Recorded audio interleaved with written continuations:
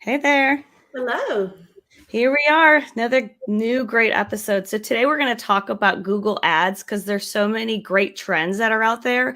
And with all the new privacy guidelines and automation and all that fun stuff, the real question is how is this going to impact your Google Ads? So we're going to walk through it step by step and tell you some things that you need to be on the lookout for. So let's get going.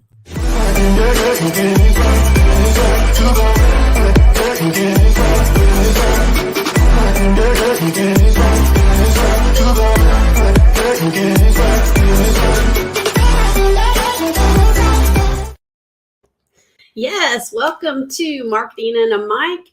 We are here to give you a variety of digital marketing tips, trends, useful guides, but it's really all to help your business get results on the internet.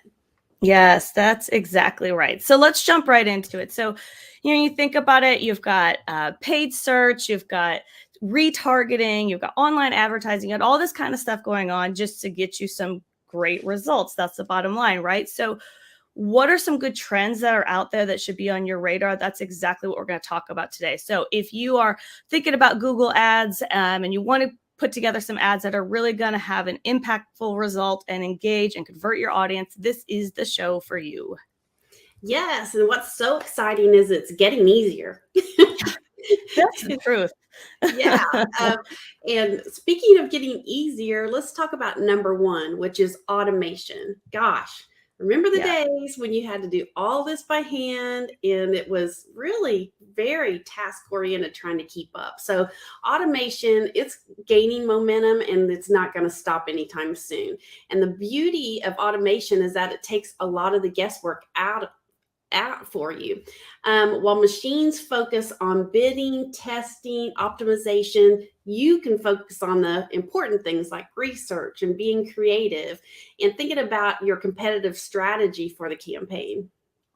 Yes, and when you said it was easier, it has been because a lot of that stuff that takes up a lot of time is now being automated. So helpful. So this AI strategy has the capabilities really with online ads to analyze for you how well your ads are performing, and then it offers recommendations on how to better optimize for you. So they're sort of just scanning and checking out all the data and then letting you know what works and what isn't. And not only is this a significant time saver, but it's really helpful to help you identify things that you may not, like as a human, may have noticed. That's so true. And for them to say it takes the guesswork out of it, you don't know how huge that is. I mean, Mhm. before you had to wait. I mean, it took a while to figure out what was working and what wasn't because you had to depend on yourself to Yeah, come up with right. it. So the Google Ads platform has also incorporated what they call machine learning to automate the bidding, which that's huge, your target Mhm. audience, and more accurately predict what those click through rates and conversions are going to be. And finally, the AI tools or the automation tools will provide recommendations on the creative and messaging based on its findings. So, again, you don't have to come up with it from scratch. It's huge. And this is making me laugh because we have like some more technical jargon in this. So I'm kind of laughing at myself like, are we going to get all the words right? I'm like, it's a mouthful, but just hang in there with us. Right. What are we going to trip over? So along with that comes it's called Google Smart Bidding. So Google Smart Bidding, it works by setting up bids automatically for you. So another great time saver based on your ad performance goals. So you sort of plug in what your goals are, and then it's going to optimize the bidding based on the data collected from your campaign. So it's really, again, just doing a lot of behind the scenes. I mean, this is so huge. Not only does it just help you in general, it's going to help reduce your advertising costs by Hmm. making your budget adjustments for you. And versus the time you would spend, I mean, trying to make those adjustments manually, you literally have to be looking at this every single day to keep up with where you are or you used to. So, this is a big tip from Google. It recommends measuring these results. Even though they're doing it all for you, you still want to measure your results for at least a month to get a more accurate picture of your overall performance. Yeah, I feel like that's such a good important tip because we're such like instant, Yeah. and it does take time for, just some testing and seeing what works and what doesn't. So the last bit on this with the automation that we want to touch on is responsive search ads. So this is another great feature. And with responsive search ads, or RSA, all you do is just enter various different headlines. So your little headers of what you think is going to be your grab to get people's attention. And you plug in your description. And then actually over time, Google is going to automatically test those different combinations and determine which ones perform best. So again, it's another thing to improve your overall campaign performance by adapting your ad to match what potential customers are searching for.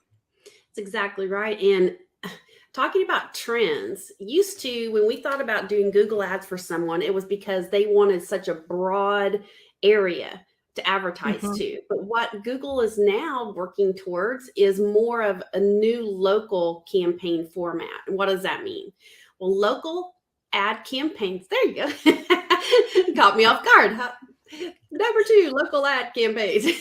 Local ad campaign have become very favorable option for local businesses to bring in more potential customers that are closer to them. Like I said, traditionally Google ad campaigns were based on things like plumbers near me. Google's doing this automatically now, and it has added 3 new ad formats to help promote local businesses even better. It's so neat. So it's really helped with those localized searches that we'll do on our phone or on our laptop Yes. or desktop. And this is great. So if you're a local business, this should definitely be on your radar. So auto suggest ads. So we've talked about that there's 3 of these different types. So the first one is auto suggest ads. So when a user searches for a business in their area, the auto suggest ads are going to appear in the results section when it matches their search criteria. So what does that mean? For example, if a user searches for real estate agent, they're going to get an ad for a real estate agency nearby in their Maps search result. It's so cool. Yes. And the next one, again, we said there's 3 of them. The second one is called navigation ads. Now, navigation ads show a business on the Google Maps based on where that user is. So, based on location. As they navigate close by, it doesn't matter where they're headed, it's where they are when they do this search. Yes. So that means this is huge. If let's just say if somebody's driving home and they pass by a promoted business that's on the Google AdWords, they're going to see the store in the navigation route, even if they weren't searching for that business. So it's a game changer. It is a game changer. So the third one is called similar place ads. Now this is a real unique one. So again, it's an ad that shows up a business location to users in the Maps area for similar companies. But the caveat to this is if there's a business that you're looking for and that business is no longer open, Mm. then a similar type business in this type of sponsored ad will show up. So for example, if you're searching for a taco restaurant and you're driving there, find out that it's closed, this ad would pop up to show you a similar taco restaurant that is nearby. So it's really cool. And I feel like these are going to be the things where we're going to be like, back in our day, we I had know.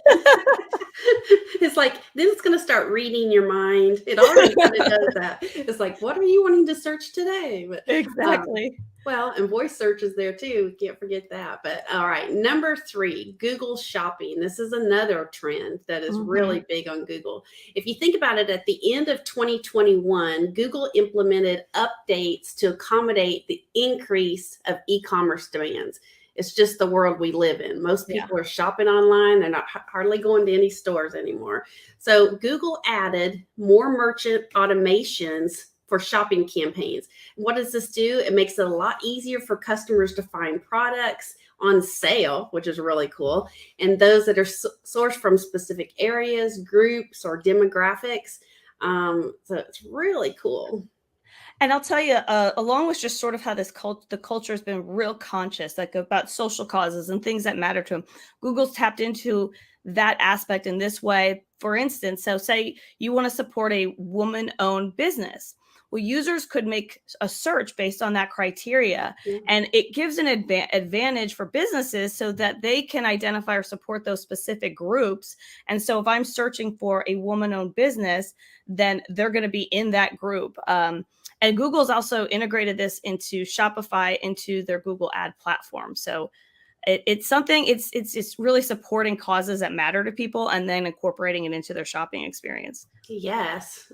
The causes that matter, and also making sure that you get the best price and the best result for what you're searching for. So the shopping graph will now begin to pull data like prices, videos, product information all across all of Google's platforms to inform any shoppers that are online where to find items and how well they were received and which merchant, again, has the best prices and so on. So it's going to give you more information at your fingertips. So now that Google has made it free for merchants to promote their products on the shopping tab, the Shopify that you mentioned just a second ago, integration will allow merchants to run ads on every Google platform, which again is huge. That is huge. So yeah, it helps. It helps with that price comparison, price shop, all of that good stuff. So number 4, this is a real interesting one to me. It just kind of shows a sign of how things are changing. We've talked about privacy guidelines. Well, first party data in Google Ads. You may think, well, what's first party data? Well, third-party cookies, which we've seen everywhere, it drives a lot more online ads. It's actually going to become obsolete. And in fact, Google announced that it's actually going to block them on Chrome in 2023, which is right around the corner. So it's sort of their plan to evolve into a cookie-less browsing. So they're moving to first-party data, and we're going to dive into exactly what that means. Yes. Gosh, think of all the websites that you see that says we enable cookies to get our information. There's a lot of people that are going to end up having to change. So again, this first party data is information a company collects directly from the customer it owns. So again, it's coming directly from your information. Whereas the third party data, like Sarah mentioned, is any data that you want to obtain that is not your own. So it's a big difference. There is a big difference. So think about it. So an example of a first party data that can be collected are, say, demographics, purchase history, website activity, email engagement, sales, transactions, support calls, all that sort of stuff that is housed directly on your site. You own it. And this information it's transparent. It's gathered directly from the customer, and the website now owns it, and they can retarget them because of it. Yes, and it's going to be more up to date, I think, and I think so too. give you better searches. So, by contrast of the first party data, if we talk about the third party data, which we're all used to, your information was spread across many companies in the form, again, of cookies, like we talked about, stored in a browser. So as you jump between sites, it tracked your behavior and usage. Businesses would just have to purchase that data, and that's going to be different because you're not going to have to do that anymore, from an agency. And it allowed advertisers to see how many touch points they have with a customer and track them anywhere they go, even if they abandon the site. Yeah, so it certainly made it easy, but again, it's this whole privacy thing of do you have rights to that information? So now, how do you incorporate that? How do you gather information on customers to retarget them and own it? So again, we talk about why should you care about this? Well, you have to rethink your strategy of how you're going to do that fact finding and get your data together on your customers. So the best way to optimize this is create segments. And Google, again, they're ahead of it. They have this in place, which is segments is something that's available on Google Ads, and it's where you can define your audience segments based on how the user interacts with your site and what they connect to. So it's sort of your way to create your own little mini groups and kind of see what their similarities are and target them that way. Yes, again, huge. Google's always out to help the user experience. And I think this is going above and beyond. So I'm excited about it. So Google will also automatically add some of these segments for you based on your audience sources. Now, what does this mean? In doing this, you'll be able to add these data segments to ad groups and ad campaigns. You can adjust where and to whom your ads appeal to for more optimal exposure. Yes, that's going to be a good one. Again, these are things that are just available to you. So it's something to really think about. So the fifth and final point that we want to talk about today is quality versus cost. And that's just, you go into something and you're like, give me a deal. I want the deal. I want the bottom, the least cost. But Yep. really when it comes to Google Ads, it's actually going to get you a lot of it. It's going to get you in trouble. It's really not going to get you far because there's some areas that you really do want to invest in. So it's important that you're not wasting your money, but focusing on the lowest cost per lead isn't really going to help you win in the long run. Why? Because the higher performing ads are the ones that are generating the customers, the revenues, and not just leads. So to make this a success, marketers should really be looking closely at how well their ads line up with their ideal customer. Right. It's trying to make things more efficient and Mhm. match the searches a lot better. So a great way to do this, and we'll talk more about this probably in another segment, is to train the algorithms that Google and all the platforms are using so they understand what type of conversion results you have with a new customer. One way to do this, if you have a CRM, now you may not, but if you have a CRM, you can integrate it with Google Ads, which is kind of Mhm. cool. If Yeah. that's not an option though, you can pass. I always want to say, is it data or data? I keep thinking I'm saying it wrong. I feel like I flip-flop on that, Glenna. I think I say data, but do I say I was getting ready to say I've been saying data all the way through, and I almost flipped the data. So, but anyway, you can pass the data or data findings back and forth manually if you want to. that's like that niche that Yeah. people get fight over. So, going back to this whole thing with this first party data, you also want to think about if you're going to be collecting information and you're relying on that. Like you want Yeah. people to give you their personal information.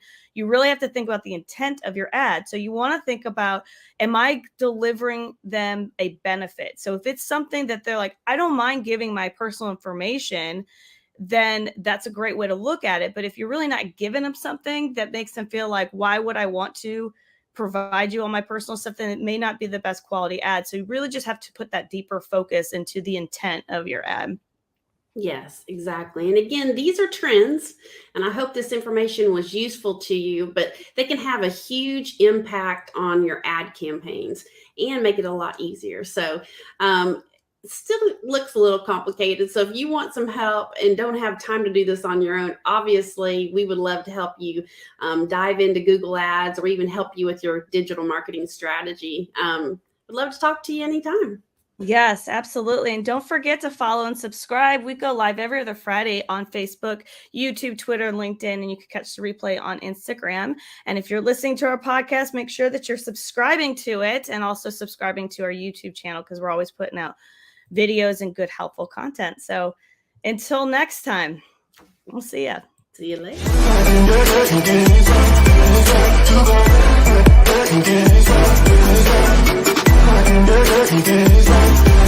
To the